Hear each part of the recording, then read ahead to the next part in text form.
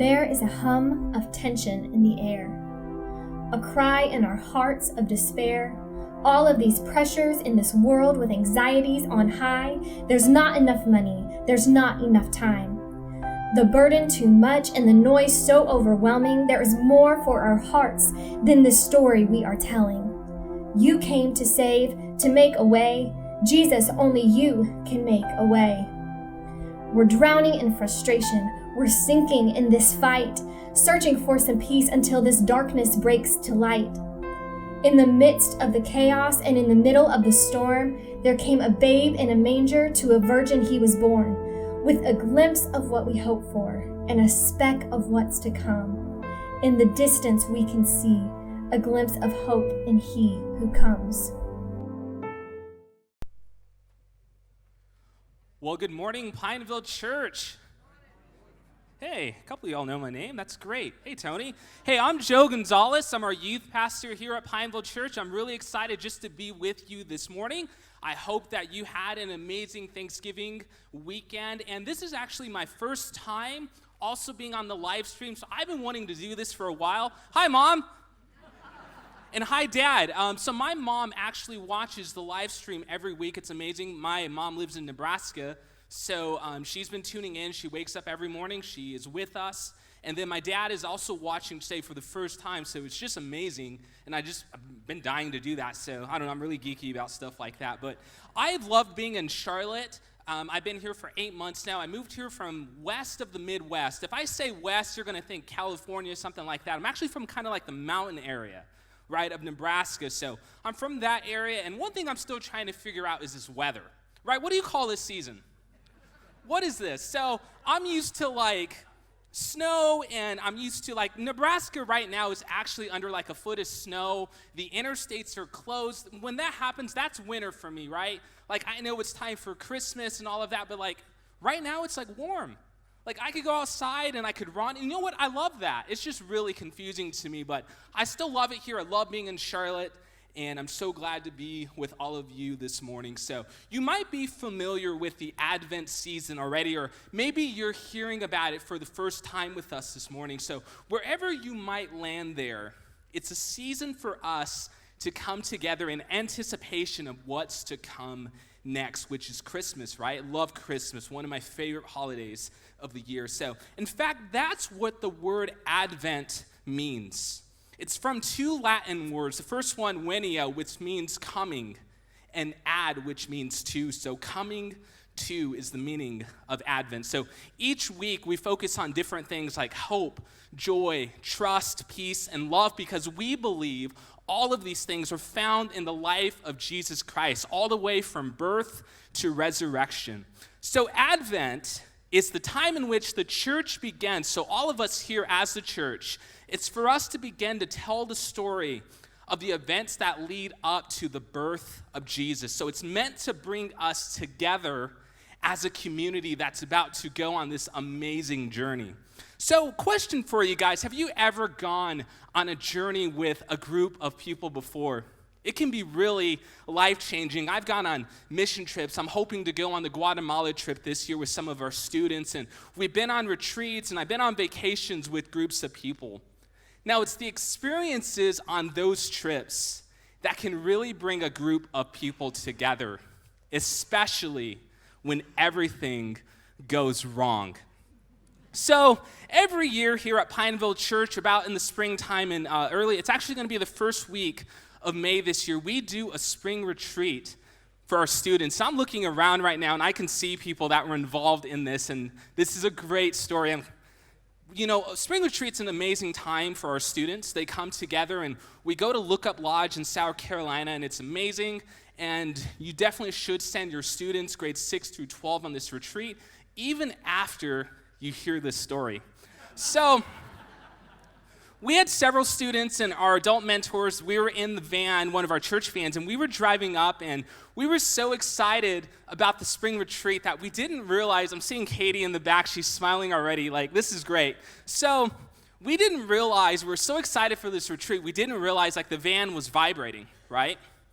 And we thought, oh, well, I think it was Nathan that was like, maybe it's just like a tire that's out of alignment or something like that. So we're like, okay, it's fine, whatever. So we go to spring retreat. It's amazing. We have a good time. In fact, we have such a great time that we don't pay attention to the vibration getting stronger on the way back. And so we're driving along, and we're kind of worried. Like, the teens are taking like Snapchat videos of the vibration, and we're like, something's not right. And then it happened.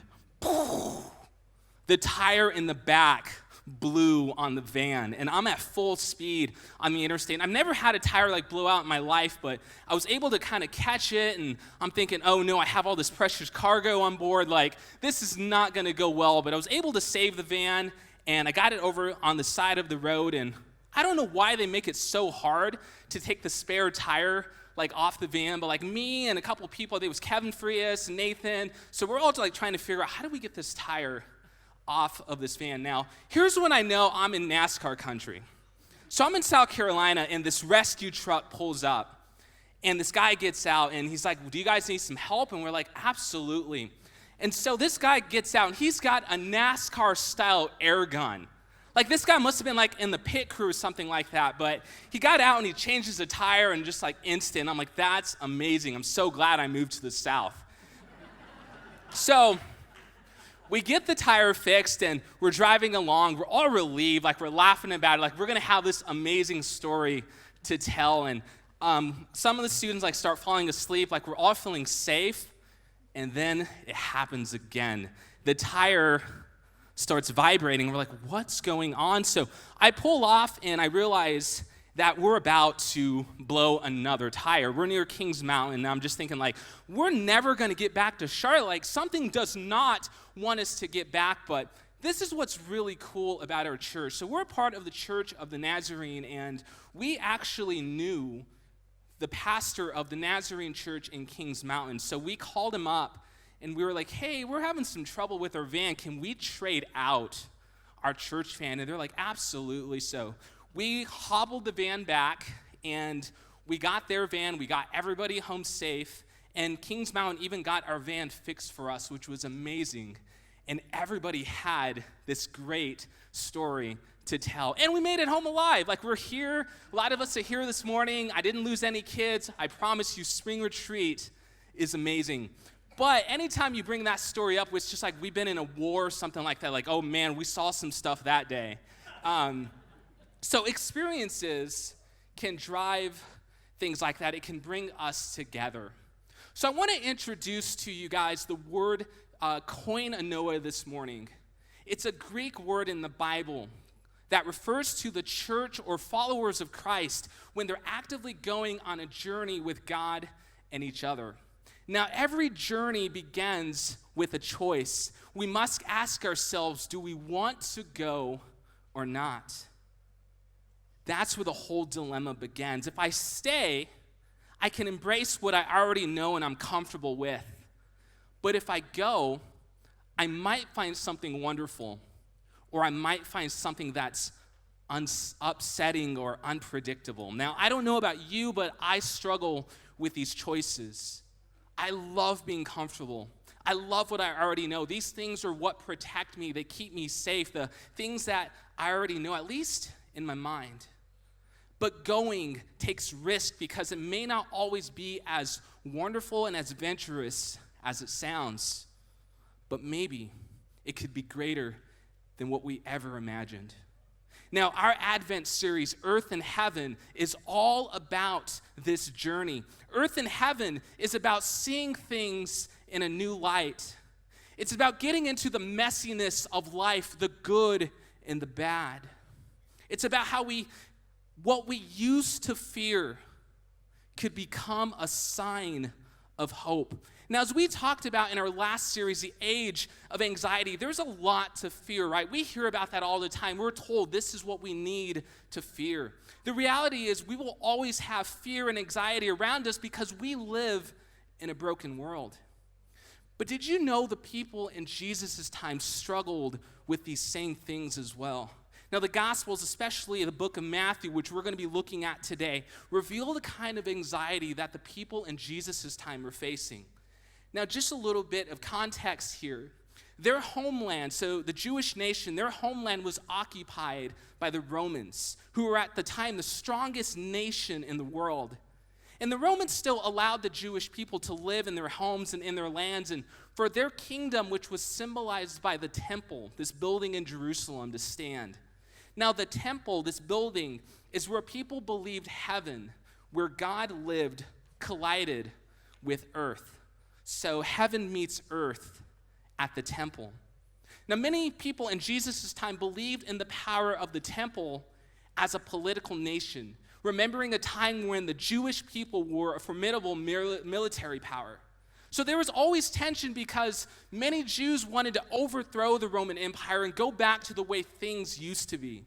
Heaven meeting earth in this way meant that the Jews wanted to take a sword to it. But Jesus saw earth and heaven in a different kind of way. In the collision of earth and heaven, Jesus saw hope. Hope that the earth could be redeemed by heaven. So Jesus speaks to this in a teaching in Matthew 24, 29 through 35, which I'm going to read right now. And you can follow along with me in your Bible or with the words on the screen. And it goes like this. Immediately after the anguish of those days, the sun will be darkened, the moon will give no light, the stars will fall from the sky, and the powers of the heavens will be shaken. And then at last, the sign that the Son of Man is coming will appear in the heavens, and there will be deep mourning among all the peoples of the earth. And they will see the Son of Man coming on the clouds of heaven with power and great glory. And he will send out his angels with the mighty blast of a trumpet, and they will gather his chosen ones from all over the world, from the farthest ends of the earth in heaven. Now learn a lesson from the fig tree. When its branches bud and its leaves begin to sprout, you know that summer is near. In the same way, when you see all these things, you can know his return is very near, right at the door.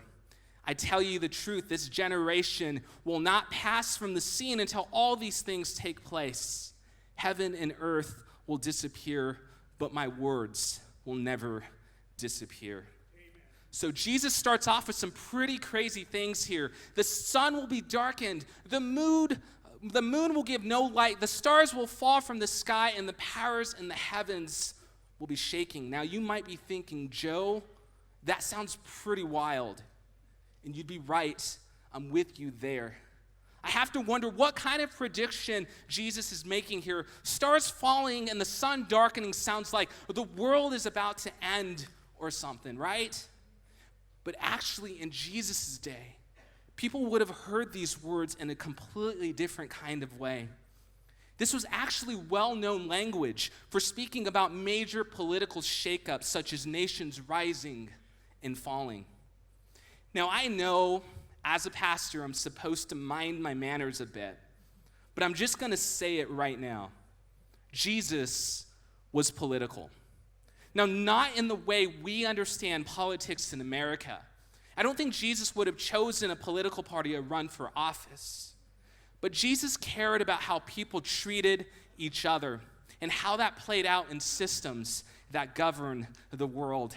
Jesus was addressing in this story the tension between Jerusalem and Rome. Something huge was about to happen, like the downfall of a kingdom. Now, some may have heard it as the downfall of Rome, which would have won Jesus a lot of followers. Others may have heard it as a prediction of what was going to happen to Jerusalem. Whatever it was meant to be, when this major shakeup would happen, the Son of Man would come in glory to bring hope to the world. Jesus was saying heaven was about to meet earth in a very powerful way. Then Jesus uses this illustration of the fig tree to represent how heaven would reveal itself. It was accepted in those days that the budding of the fig tree meant that summer was about to begin. And in the same way, there would be signs which meant the long-awaited Messiah, who the Jews believed would be their king and would bring heaven to earth, was here among them. So I have some questions, as I'm sure many of us do. When exactly would this all happen? And what would it be like? Now, Jesus speaks to these questions in the next few verses. This is Matthew 24, 36 through 44. However, no one knows the day or hour when these things will happen.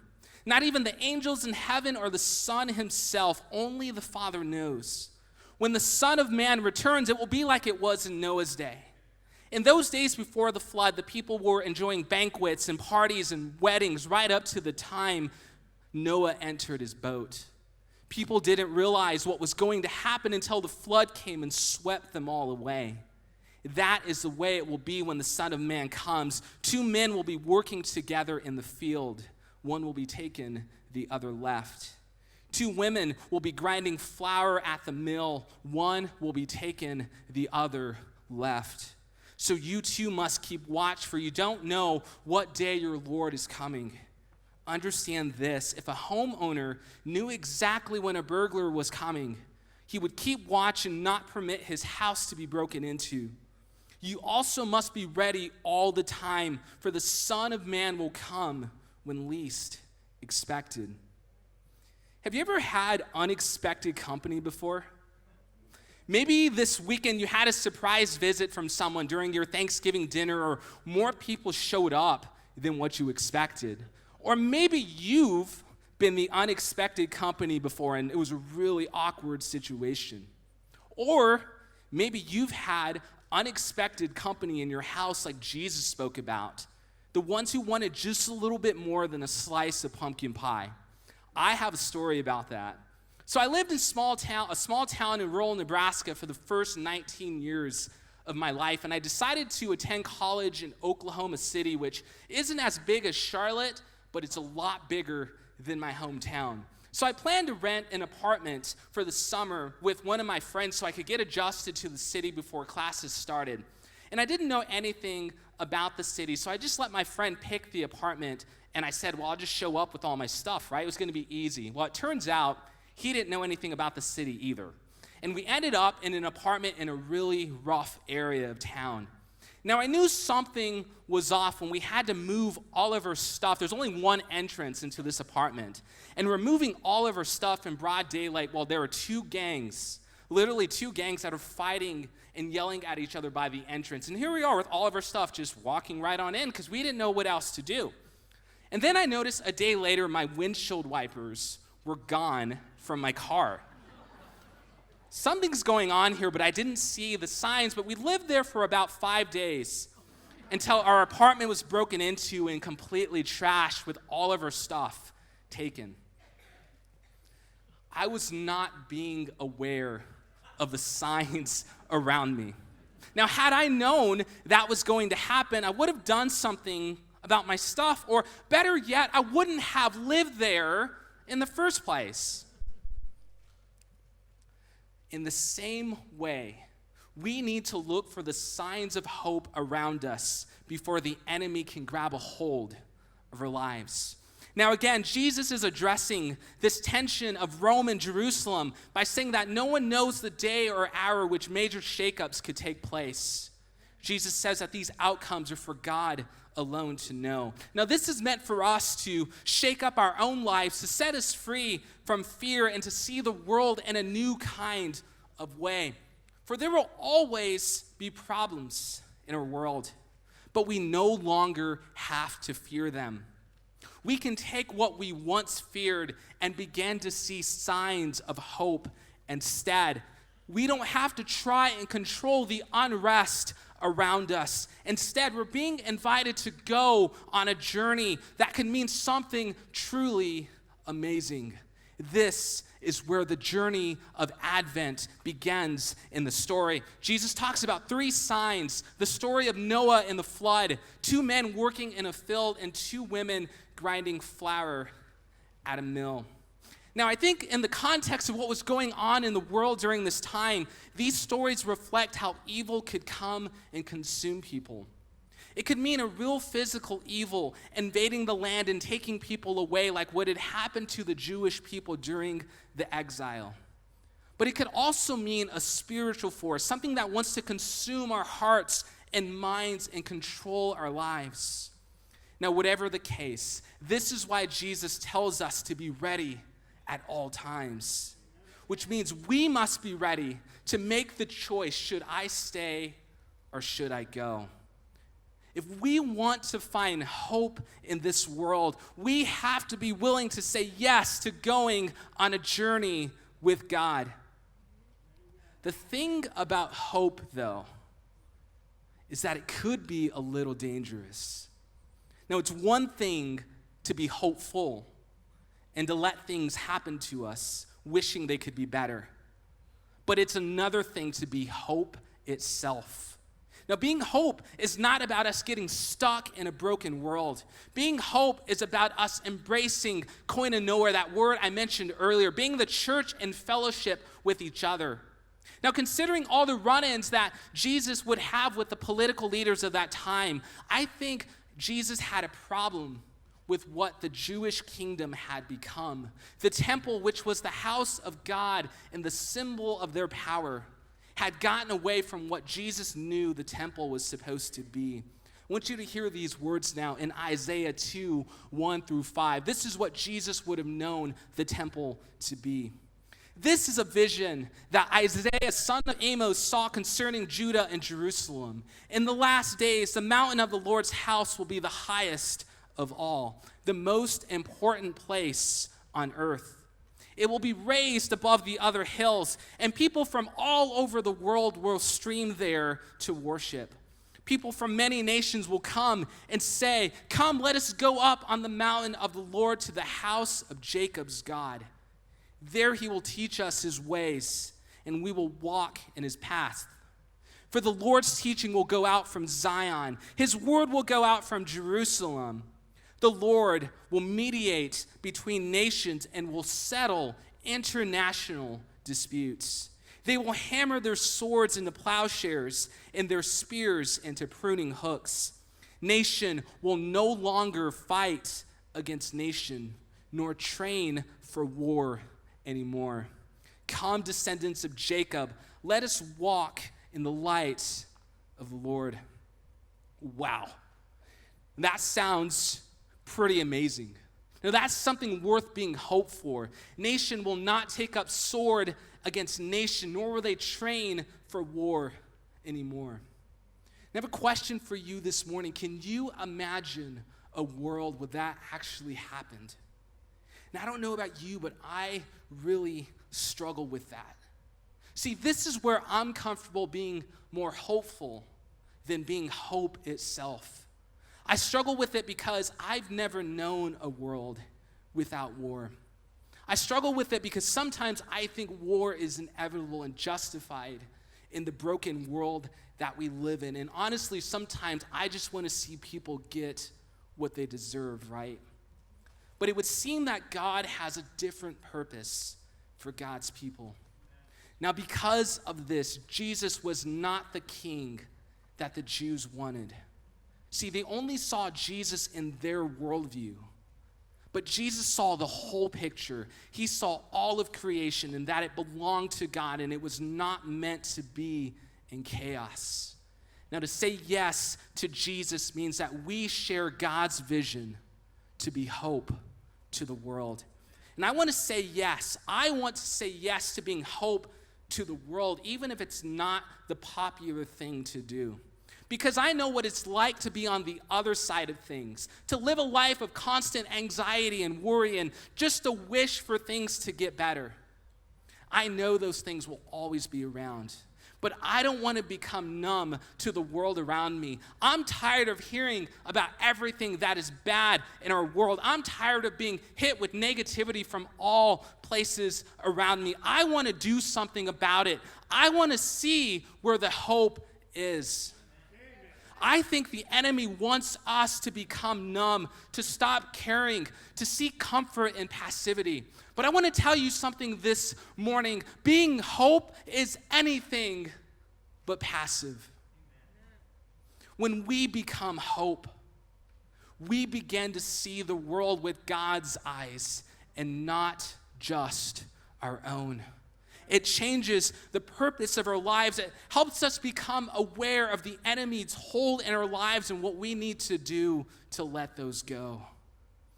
And as we can see in 1 Corinthians 6:19, It means that we become the temple, the place in which heaven meets earth. Wow. What if that is the big shakeup that Jesus was talking about? That true power is the Holy Spirit and God's people on a journey together, not in a political power or force or nation. That is the Spirit of God that turns everything upside down. That's what makes this message so dangerous. It means that the enemy is going to lose his grip on our lives. Now, after I got robbed in Oklahoma, I moved away from that apartment, but I still held those actions in my heart. And it caused a lot of tension between my friend and I that summer because we had to make new plans, we had to adjust, and I avoided going near that area, and I was mad at the people who did that to me. And I was mad at myself because I didn't investigate the area before I moved there. I felt so stupid. But I realized I had a choice. I could live in this conflict and this tension, or I could find ways to be hope. Now, after that all happened, a pastor of a local Nazarene church let us stay in their youth room while we searched for a new place. Now, I wanted so badly just to move back home, to go back to what I was comfortable with. But that one act of hope is why I made that church home for the next 5 years of my life and why I went on to be the first one in my family to graduate with a 4-year degree. Now, a few years later, that complex had shut down, but the one next door became housing for refugees in that community. I said yes through my college one day to serve there, and I was able to be hope to what was once a chaotic and violent place that had actually affected me. It was amazing how a place I once feared had become a place where heaven was now meeting earth. Now, this is a battle I still face daily. Do I invite hope into my life, or do I invite conflict? The reality is that every day I will succeed, and every day I will also fail because I am human and I am not perfect. But the good news for us today is that in the middle of this battle, we just have to look for the signs of hope. Now, Advent is all about how God is going to do something new in our world through the birth of a baby. But it's also this morning about God wanting to do something new in you as well. Now, God is giving you the choice today to take a step towards being hope in the world. Now, I don't know what that looks like in your life. It might mean accepting God's grace into your life instead of shame or guilt. It might mean accepting God's forgiveness. It might mean offering forgiveness to someone else. Whatever it looks like in your life, the path of being hope isn't found in the comfort of staying put.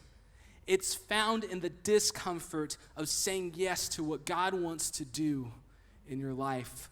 God wants to turn your heart into his house where God was always meant to live. That is the temple. So as we begin the Advent season this morning, the journey is here before all of us. Do we stay or do we go? Do we invite hope into our lives or do we stay in conflict with ourselves? My prayer for you this morning is that you say yes. Yes, God, I want to go on the journey, however uncomfortable, scary, or upsetting it could be. Because at the end of the story, we know what happens to Jesus. He was crucified on a cross by his own people. And yet God still chose to come into our world knowing that could happen. God didn't just sit around and hope we'd fix ourselves. God came into this world to be the hope that we needed. If you want a sign that there is still hope in our world, that God isn't done with us yet, then look to the empty tomb after Jesus rose from the dead. And remember this Advent season that it all starts with the birth of a baby. And we want to be able to come alongside of you and help you as you grow. Or if you have any need in your life that you'd like for us to pray with you about, we'd love that chance too as well. So if you're watching on Facebook, there's areas down below here that you can actually comment along on our Facebook live feed, or you can actually message us through Facebook as well, and we'll respond to you, get back to you, and come alongside of you. If you're watching online through our website, you can email us, and you can do this anytime, but you can email us at nextsteps@pineville.church. We'd love the chance to come alongside of you and help you in any way that we can. So I hope you have a great week. Thanks so much for being a part of our gathering. Thanks for being a part of Pineville Church.